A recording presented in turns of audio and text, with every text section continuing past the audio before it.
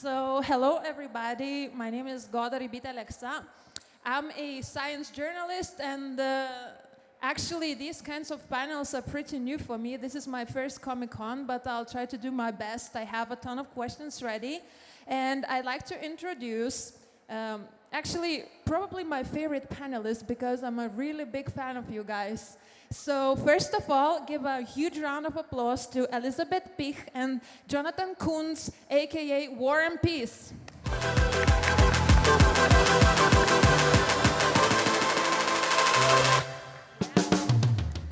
And Harry Hambley, aka Ketnipz.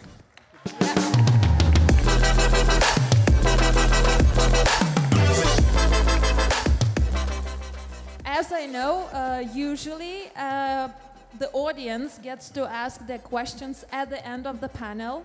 There's a microphone over there, if you can see it, but let's make it a little bit more dynamic, and let's just ask a question if you have one.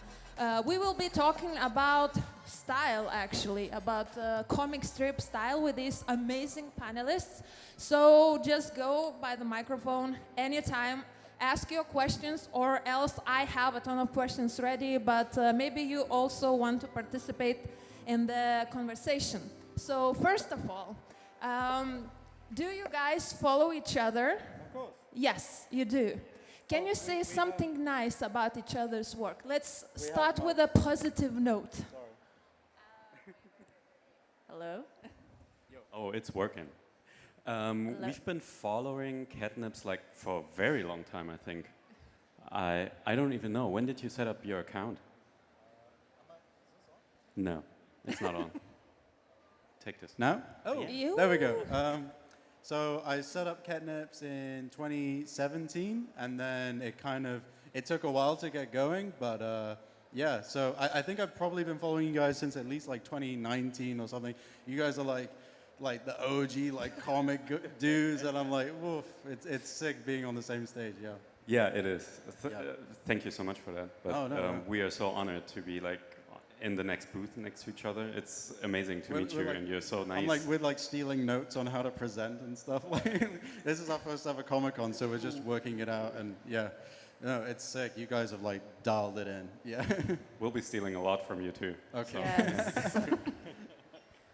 See, it's always better to start with a positive note, the conversation, and I felt a little bit separated from you guys. It was weird to You to can sit come for over here if you want. So I'm just coming closer, but now I feel like a teacher. So please explain me the gravitational waves or something like this.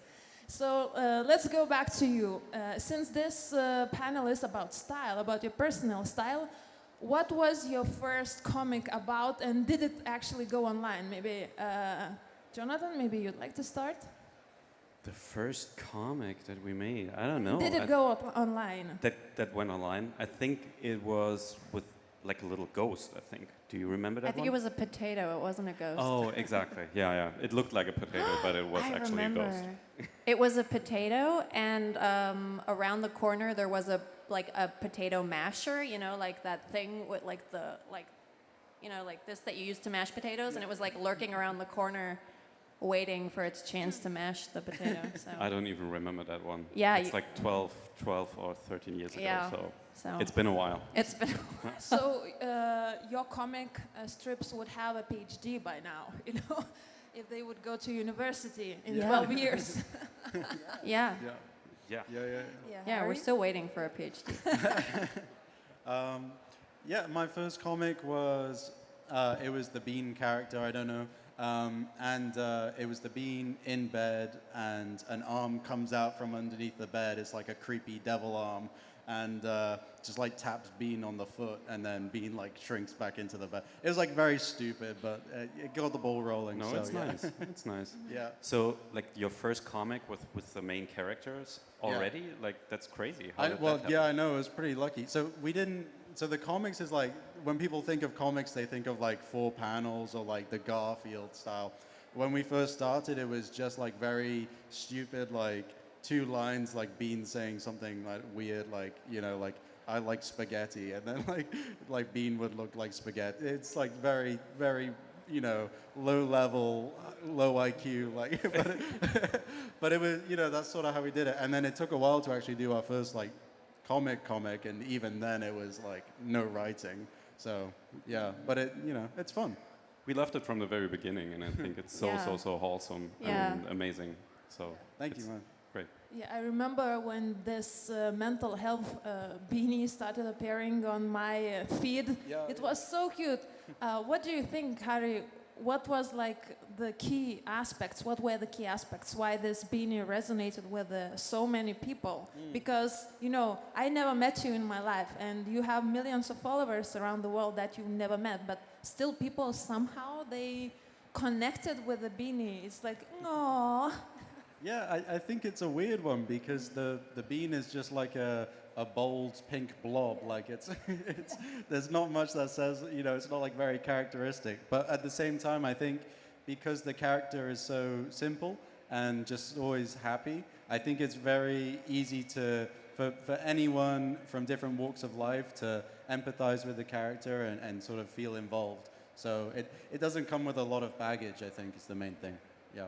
And are any of the first pieces of your comics or animations particularly special to you?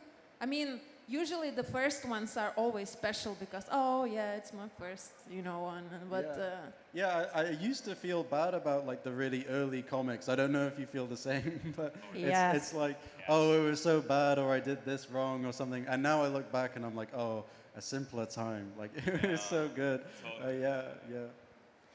And this panel is about style, and I remind you all, you can all ask questions that just go to the microphone and ask away. Feel free to use this unique opportunity to ask you questions directly. This is so cool, right? Don't be afraid. Yeah. And we're talking about style. This panel is all about style. It was kind of difficult for me to prepare, you know, because I'm not an artist myself. I'm a journalist. But how would you define style in context of comics?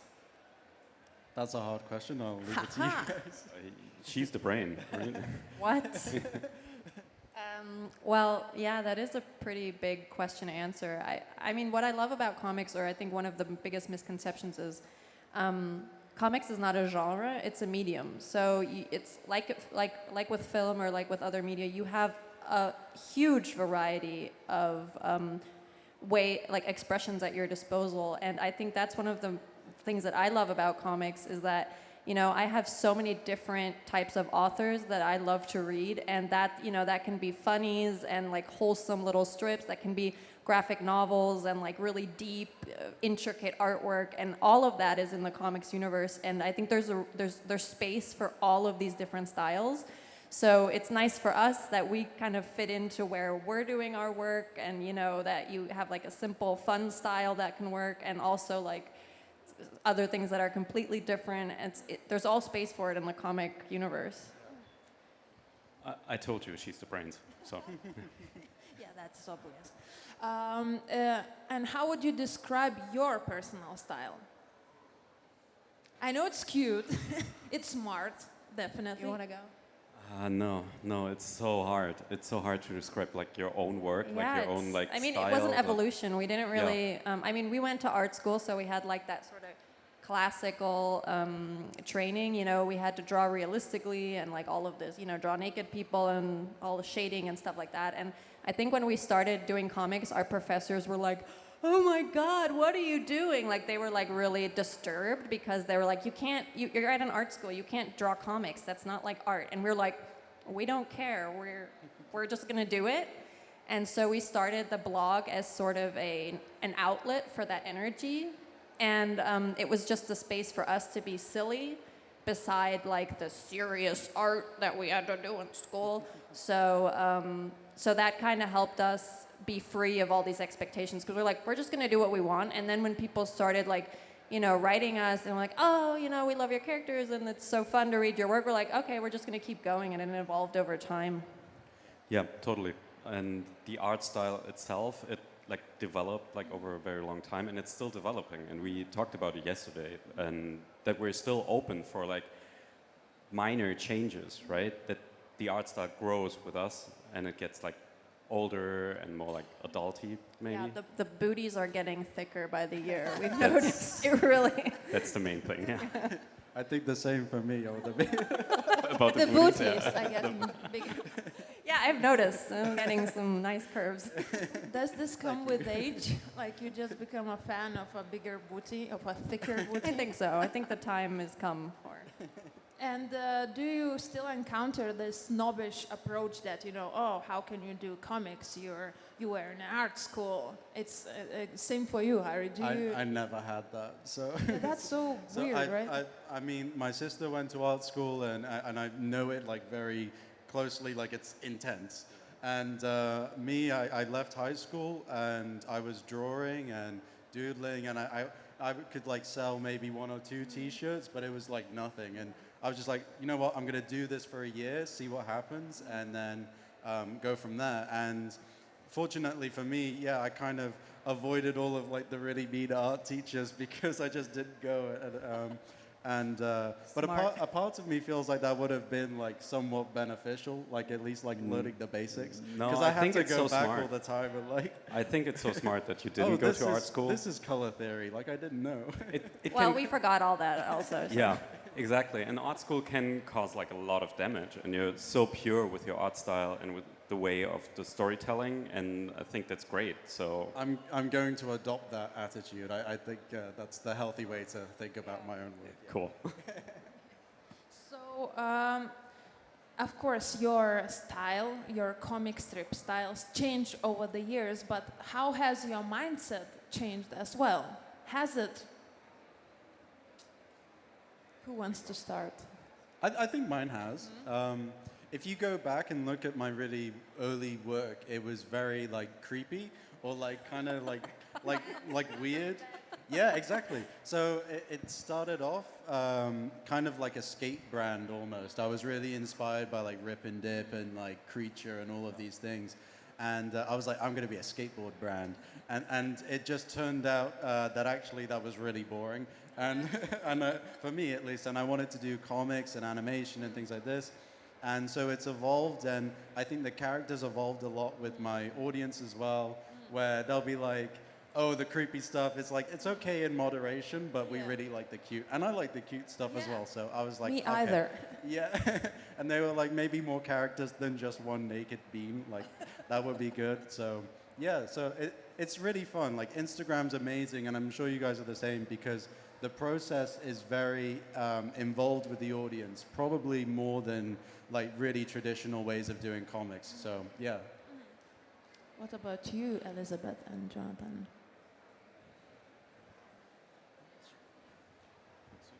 Yeah, I think just like, I mean, we've been making comics for over 10 years now, and I think when we started out, it was very innocent. Like, we were like, oh, you know, this is fun, but we don't know if it's gonna really blossom into anything we can live from. We were pretty, like, you know, down to earth, I'd say.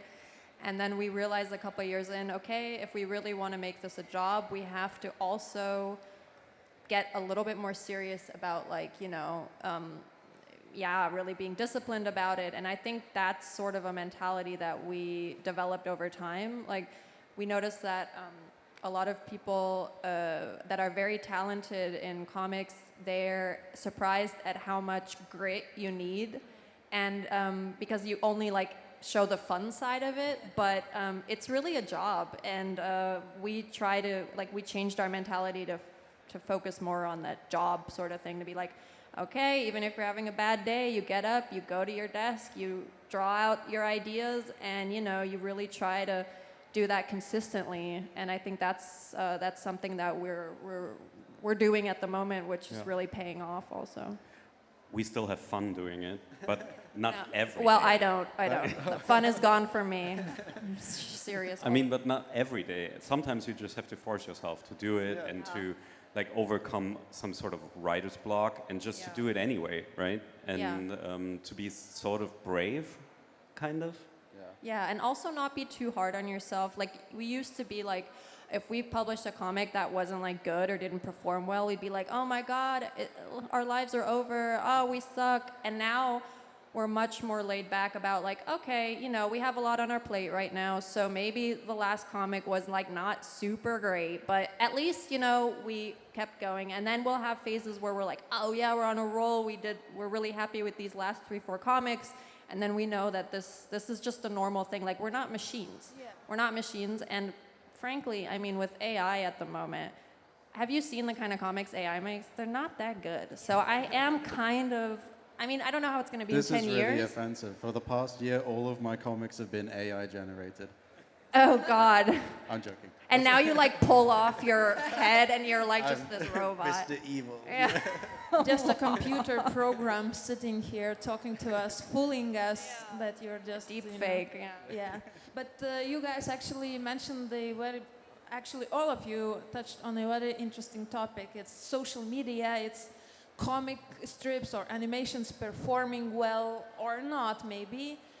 So social media can be a bliss, right? It can help you spread your comics. It can turn you into a professional. It can be your job. You can earn money and meet people all across the globe.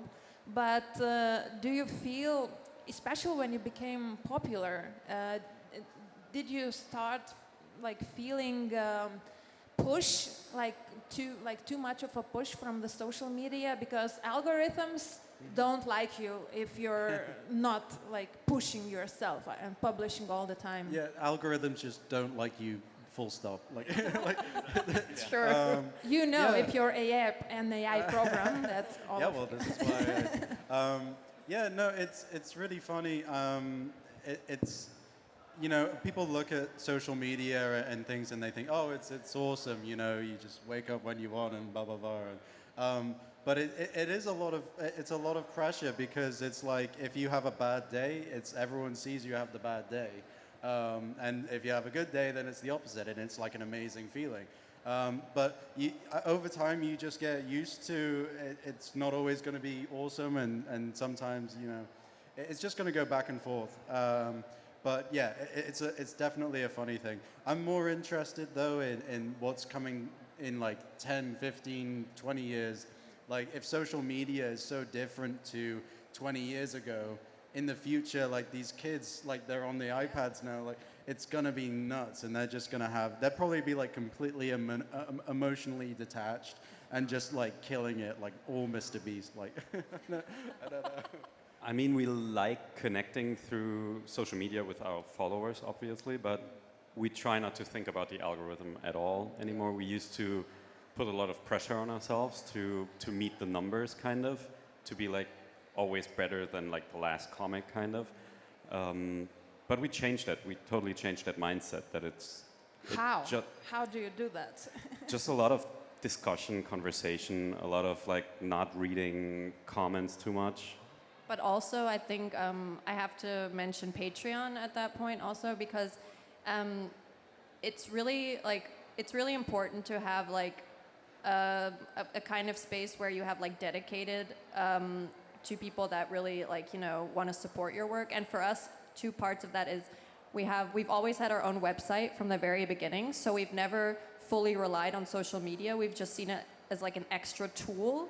And we've had a Patreon also for many years now, which really for us is a very, very big part of our support. Like we advocate for it all the time, because we know that, you know, to make comics and publish them for free on the internet, I mean, that's not a very good business model. You know, you're working for free, so you need people that are like, I love these comics, I'm ready to support, and you know, that kind of helps us if we're having like a bad social media day. We're like, we still have our Patreon. Those are the people that love us, and yeah.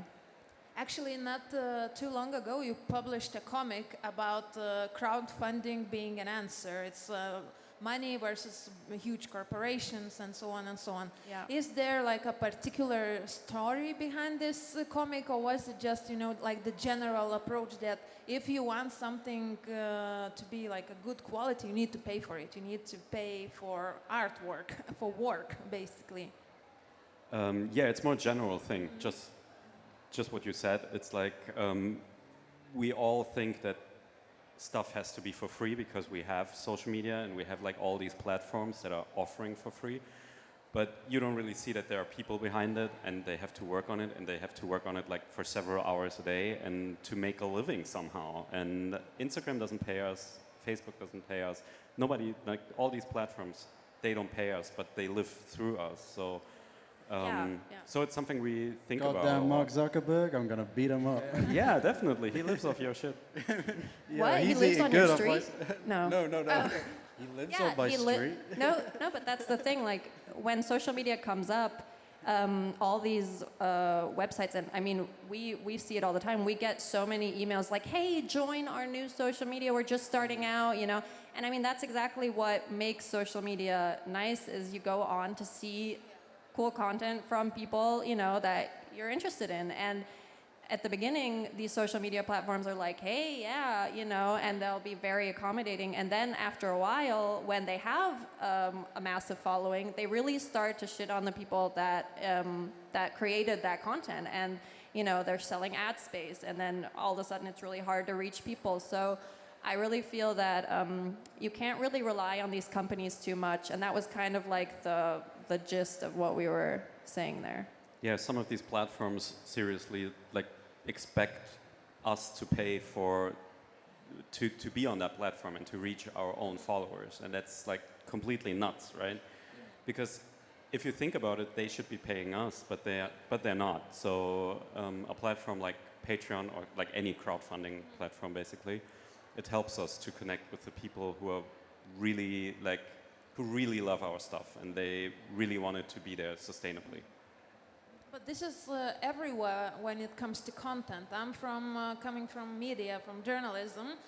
People want quality journalism, but they don't want to pay for the content, right? So there's even a couple of attempts from the Lithuanian media trying to put, the content on a paywall. But how do you train your audience that is used to getting everything for free suddenly start paying? Exactly. I think that the mentality is changing slowly but surely, because at the beginning people thought, oh, social media is free, but what you didn't see at the beginning is that these companies are raking in millions and billions of dollars off of the data they're selling to advertisers. And that's just the way that social media works. It's how they fund themselves. So, you know, before I used to think like that too. I'm like, I'm not going to pay $1 a month to read this site. And now I'm thinking, okay, wait, I've changed my mentality, and I feel like a lot of people have too, that they'll say, okay, I'll gladly pay to have an ad-free site where I can see the content that I'm interested in, that I'm subscribing to. And I do that now with sites that like for example, my favorite newspaper or something. I'll pay for that, and enjoy the content, and I realize that, these people have to live to make this. Yeah, people really have to understand that if there's something they love, but they don't support it, it will go away eventually, right? And and that's what we're trying to say with these comics, that we make about that topic. Kind of. So the moral of the story is, if you like an artist, if you like content that somebody produces, you need to pay for it. Man, there's so many cat Instagram profiles which I'm gonna have to start subscribing to. It's I'm gonna be broke. Okay, so going back to your style, what is more important for you, the visual or the text part of your comics? And are they equally important for you guys, or? Oh, should I go? Mine's very simple. So a lot of our stuff now is all visual, so it doesn't have a lot of text, and it's been really fun to do that because, first of all, I'm terrible at writing, and that's your job. And second of all, I find that when you make stuff which is a bit more visually driven, it can reach a lot of people at the same time. A lot of people speak English. I'm learning that today. But at the same time, there's 2/3 of the world which don't even, they're on some other stuff. So it's also cool to make things which don't rely on language and then see who's interested in it. So yeah, that's been a really fun part for me. I think that you can save a really bad drawing with great writing, but not the other way around. I think, so for me the writing is more important, but that includes like visual keys, right? So yeah, what do you think? Yeah, I agree. I think storytelling doesn't have to be in written form. You can do storytelling without text at all. I mean, a lot of comics can achieve this. But I would definitely agree with the sentiment that a good story or a good punchline, you know, you can draw it anyhow you want. It'll work. But I think a lot of movies, for example, today have the problem that they're extremely over, like beautiful artwork, beautiful to look at, but the story kind of leaves you feeling like meh when you're leaving the cinema. You're like, ah. Yeah. Too much of the green screen. Yeah, too much visual effects. I remind you guys, you can ask your questions. The microphone is over there. I have my questions ready, but it's nicer if you participate in this conversation. There is a question. Let's go. Oh my God.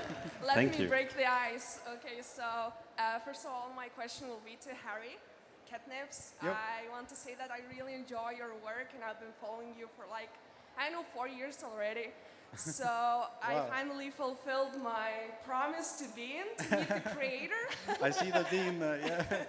So my question would be back to the style of art. And, you know, Beanie is having an existential crisis right now and That's true, wants yeah. to ask, why Bean?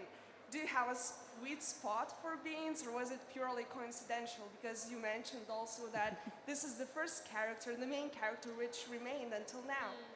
Yeah, so in beans in general, I don't know. I think that the name sort of came from the shape of the character. I was like, oh, it looks like a bean. Yeah, so that was it. But I love beans. I love Heinz. You know, you name it. Like all of them, they're pretty good. And I used to come back home from school every day, and my parents would be working. So I'd be like, well, I can cook beans on toast with cheese, and that was my meal like every day. That's very British of you. Yeah, it's so British. It's ridiculous. Yeah, yeah. Thank you. No, thank you. Thank you. Does your bean want to shake hands with the creator, maybe? I can come up. I'll come. Yeah. Thank you so much. Oh, he's got a necklace too. That's Amazing. awesome. Thank you. That was one moment in time. Oh my God. That was cool. Oh, was that really a nice. That was like a moment. fever dream. Yeah. And I wake up now. So cool, thank you.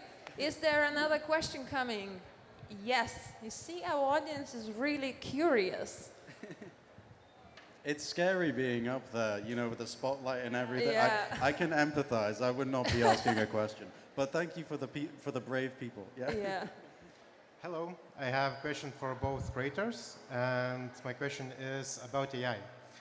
Because we can see that AI is trained by using other people's art, and you can sometimes even see the parts of the artist in the AI generated content.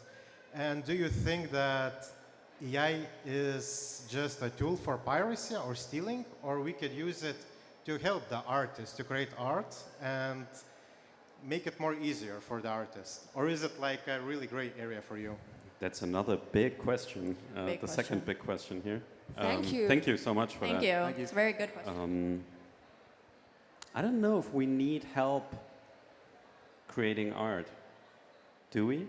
I don't think we need any help. I mean, it's always, there's a few things with AI. I mean, I'm not per se against AI. I'm just critical of it because I think a lot of technology is carried out on the backs of people that aren't really involved in the process and don't profit from it, sadly. So this technology, only a very small percentage of the people are going to profit from it, while the data needed is coming from hundreds of thousands of artists that, you know, can't live from their work, which I think is not fair. At the same time, you know, we work digitally, so of course we profit from technology and tools constantly evolving. You know, that's fine. I'll try out some tools and some features, but I do think that when it comes to creating stories or creating like ready to ship comments, I do think there's more immediate problems in the world that AI could be dealing with. Like, we don't need like more like just senseless medicine, content. for instance, We don't need right? more senseless content. We need, like, I don't know, an AI going out into the ocean and taking care of the plastic or something. I would prefer that. But That seems like the smart choice. Yeah. Yeah. I think AI is an interesting question because obviously it's like it's full on now and there's so much going on. I personally, I find a lot of it quite ugly. Like even the really cool stuff, like it just feels like, I don't know, like plasticky when you look at it, and the fingers, they've got like 7 fingers. But for me, I think that one positive thing that will come out from AI growing and growing, and it will be that people will appreciate a lot more the handmade stuff and you know, the very like involved and creatively weird and not manufactured like in like 10 seconds. Like those pieces of artwork will stand out even more, and they'll have their own like an even stronger value because of the saturation in the space. So yeah, I'm hopeful. I'm hopeful. You're absolutely right, and it reminds me of what you said yesterday about the average. What did I say? You said that it was. I was like, you're absolutely right. You're like AI. It can only produce average results because that's how it's trained. You know, it'll take everything and then sort of try to make something that fits in with everything it's seen before. So you'll never have truly innovative things coming out of an AI. And I think that's absolutely what you're just saying. Like, you know, we need human creators because that's what you can't generate. When it learns to do that, we're screwed. Like, yeah. Oh God. But can you actually say so about a technology that is still like a black box to us? You know, we still don't know a lot of things about ChatGPT and so on, and we I don't believe still that. finding out, right? Okay. I don't believe that. I think technology, like these tech people, are sort of backing out of the conversation by saying, oh, we don't know what's going on behind the scenes. I do think there are people that understand how neural networks work, and they just don't want to take accountability for it. That's why they're saying these things. I mean, of course, it's very complex, but neural networks, I mean, you know, how they're trained, it's not impossible for humans to understand that. I think shrouding it in mystery is a way of making it seem bigger than it is. I don't know. That's just my opinion. Like a selling point to say that it's a black box, but you know. We can't control it. Like, don't look at us. We can't change the way AI is working. It's like, come on. You have people that do nothing else than work with these machines, and you know, of course, you can change what's happening inside. Thank you for your questions. If you have more of them, keep them coming and just feel free. Oh, another question. Wow. Thank you. oh no. Hello. Hey. Sorry for my English, but I'm trying to ask you a question. So I want to ask, what is the main thing that brings you money? Do you have a side job beside comics? And is it possible to make a living from comics and creating? Oof. It is possible. Thank you for the question, first of all. Your English is great. Oh, thank you. And it is possible to make money from comics, but it's really hard. It's really difficult to. For us, the main sources of income are Patreon and our shop, and then we also produce books and sell them at conventions like here. Like here. We don't have any side jobs, but we had side jobs when we started out, like several. And I think you need it if you're like a beginner. I have a side job. Oh, I'm sorry. I forgot about that one side job. Sorry. Yeah, you go ahead. I didn't know if this comic thing would work out, so I actually studied computer science, which is why I'm so, you know, I feel comfortable talking about AI and shit talking. No, I'm kidding. You know, and it's absolutely like it's the most normal thing in the world. I think a lot of artists are scared that they're not going to be taken seriously if they have a side job, but I would say it's actually helped me because it takes the financial anxiety out of those first years where you're, you know, still building things up. So I'd say it's great, you know. I would say I profit from it actually. You know, it makes me creative. It helps me sort of come into new ideas because you're in a completely different headspace sometimes and connecting with people that have completely different things that they're thinking about, so yeah. The same. Well, no, I don't know computer science. Yeah, I just sell like plushies. Yeah. Thank you for your question. Thank you. Thank you. If you have more questions, keep them. Oh, haha, you see? That's a cool jacket. Yeah, wow. Looking good. Thank you. So my question is for Ketnipz. I've been your fan since very beginning. It got me through like very tough times. Cool, thank you. And I want to ask what inspired you to like create such things like comics and being. Yeah. Well, thank you so much. That means a lot, like really. Yeah, it's crazy. I get asked that a lot, like, you know, where did the silly bean and everything come from? And it's so hard to give an answer because I think it sort of just happened over time from like a stupid doodle. So, but it grew into something and kind of like an actual bean, you know, like out the ground. It's so cheesy, but but it's like, so yeah, it's been. It's definitely, if you told me 6-7 years ago it would be here and this was what it would look like and all of this, I would be like, you're mad, like that's so ridiculous. So yeah, but it's really to do with my audience, like just being involved and yeah, just giving me ideas as well and just being, you know, sort of showing me like, yeah, what is the cool thing to do, and I just follow that. Yeah, but it's so much fun. Yeah, thank you for being a fan. Yeah. Thank you. And I have an additional question to this question to all of you guys. How personal is your work, and how do you select how much do you share, especially when you have like audiences that you can count in millions? You know?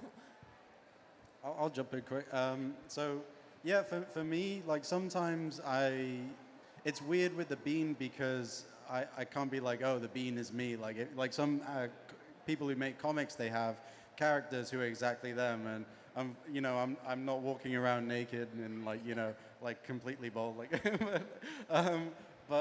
Yeah, so for me, it's like funny sometimes being emotional with the comic and the characters. But it's a really helpful way, like if you're going through something tough, it can be a great outlet, and especially when you read the comments and things like this, and people say, oh, I'm going through it too, and this meant a lot. Like that's the world. That's so cool. Yeah, and I think a lot of people are going through the same thing. So yeah. Helping yourself by helping others. Yeah, I mean, it could just be like really selfish though. Like, yeah. I'm just venting. But still nice. I totally agree. Yeah. Like, there's nothing more personal than creating something and like showing it to the world. But at the same time, we're not our characters. Like the characters are more like sort of like children, sort of like brainchild stuff. It's like an avatar of like really exaggerated you. So like, so Exactly, whatever mood you're feeling is probably like here. Yeah. Your character's gonna be like up here, like going through it. And we have like a cast of characters, so they're like different personas of us, but in a totally weird way, in an exaggerated way. Unless you guys are like actually vampires and robots. Yeah. Okay, if you have more questions, use the microphone again. But what do you guys think about compromises? Because I imagine maybe it's different for you, Harry, because you're creating alone, right? But for you, Elizabeth and Jonathan, how many compromises do you need to, make before publishing? And are compromises good, or do they affect art in a negative way? But Harry, I would like to hear your thoughts as well, like all of you guys. Oh, compromises. I think, yeah, it's a tough one because sometimes I feel like making something absolutely, yeah, like that, like just really ridiculous, and I have to remind myself, I can't be like too offensive, or you have to think about it. And I have like secret accounts that no one knows about, where like posting like the crazy stuff. Sorry, but for no, not like weird, no, like no OnlyFans. No. Yeah, it's a funny one because it's like what you said. When it becomes a job, you can't just like you F off and do whatever. Like there are certain things you have to show up every day and take it seriously. So there's a compromise there, but at the same time, I'm like, this is one of the coolest jobs ever. I can't complain too much when I have to do taxes or something. Everybody hates taxes.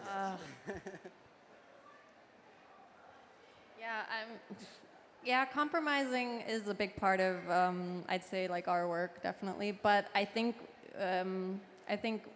like compromising can be good, but also not good. And I feel like we have a lot.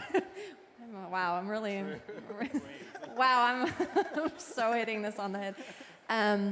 What I wanted to say is Jonathan and I, we write together and we draw together. So we've kind of, I would feel safe saying we sort of perfected the way of, like we call it like a ping pong. Like we don't really see it so much as compromise, but more of like, okay, one person has an idea, we pass it to the other, they sort of spin it a little bit, pass it back, and then this thing sort of evolves, which is bigger than each of us would have come up with separately. And I feel that's a really big part of our writing process. We kind of have like a mini writer's room. And it's very rarely the case, but it does happen that one of us has like an idea which we're like ready to die for because it's so funny, and the other's like, no. And we actually post them on our Patreon and have our patrons vote. We don't say before which one of them it is, but afterwards we reveal with like the tally. I think at the moment we're tied, right? Yeah. We're tied. So we're both equally funny, I'd say. But we'll see. I'm confident. And how do you guys select topics for your comics? Because Elizabeth and Jonathan, you covered, technology, robotics, sexism, like current events in the world. But how do you select? Okay, this is something I'm going for. We don't select at all. We just write about what we care about. Kind of. Your latest one was like 2 pirate ships kissing, like. Oh yeah, yeah. Like, where did that's like out of the blue. That's what we care about. That's Pirate ships. Like, yeah.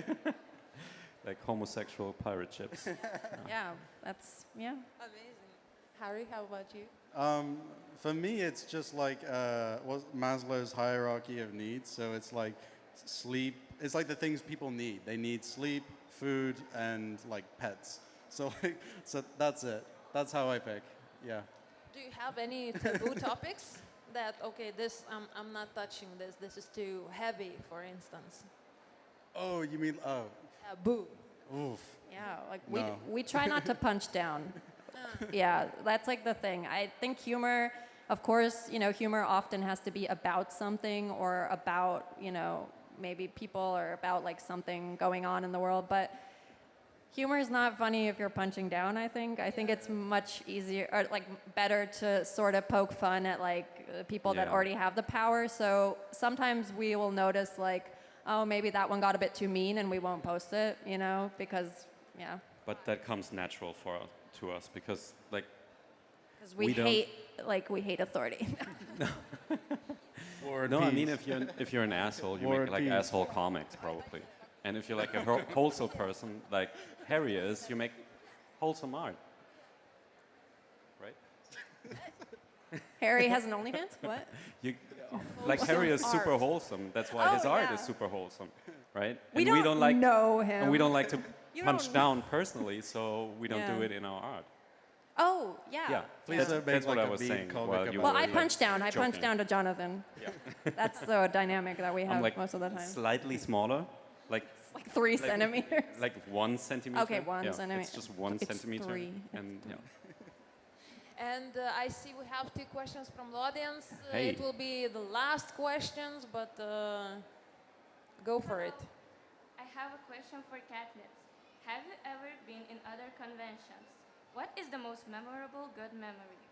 Oh, thank you for your question. And well, this is my first Comic-Con, so this is completely different to what I'm used to. I did a few other ones. We will do like animation conventions and festivals and things like this, but like nowhere as big as this. This is insane. And then, yeah, I think it's such a fun experience. So I'm just kind of learning the ropes, but it's it's really great. It's really great. Yeah. Thank you for your question. Thank you. Yeah. Hello. Hey. I have a pretty simple question for all of us. So, what software do you use for to make comic and illustrations? We use Photoshop. Yes. And, But we do draw a lot in our sketchbooks. So doodling in a sketchbook is probably the most important like ingredient. And then when we see something we like, we'll start using digital, Photoshop. Yeah, so the same for me. I draw on post-it notes. So mainly post-it notes to start. Like my room So is renegade. No, my room is like a crazy person's room where they like have like everything like stuck We up. want photos. We want photos. So post-it notes, and then if there's a good one, He's gonna get a restraining order against by the end of this convention. and then I'll draw like the final thing on iPad on Procreate, which is an app for drawing. It's like $10. It like Photoshop. We have Photoshop for editing, like the animations, but it like starting out. Oh my god, like Photoshop. So is expensive. It's like $200 a month or so. It's Yeah, like but we ripped ridiculous. it from art school. Okay, that's Like we fine. got don't say, The don't Adobe send that. people Can we are gonna- cut that? They're gonna come to your booth later, and yeah, it's not gonna be pretty. Thank you for your answer. Thank you. Thank you for your question. Thank you. So thank you guys. War and Peace and Ketnipz. Thank you. Thank Thank you. you so much. Thanks. Thank you guys.